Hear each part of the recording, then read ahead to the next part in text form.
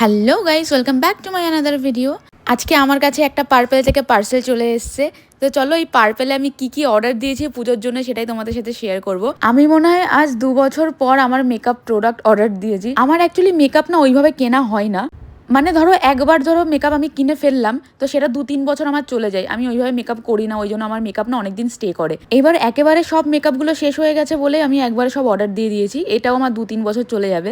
তো যাই হোক, তারপর আমি দেখো আজকে নিয়েছিলাম ইনসাইডের একটা লুজ পাউডার, NYB থেকে নিয়েছিলাম একটা হাইলাইটার, আর তারপরে নিয়েছিলাম লরিয়ালের একটা লিপস্টিক, 3টে নিয়েছিলাম আমি নেল পলিশ। আর এই লরিয়ালের লিপস্টিকের কালারটা আমার এত ভালো লেগেছে গাইস, মানে আমার বেস্ট পারচেস। অ্যাকচুয়ালি যারা ব্রাউন স্কিন টোনের মধ্যে আছো না, মানে আমার মতো, তাদের কিন্তু এই লিপস্টিকের শেডটা ভীষণভাবে মানাবে।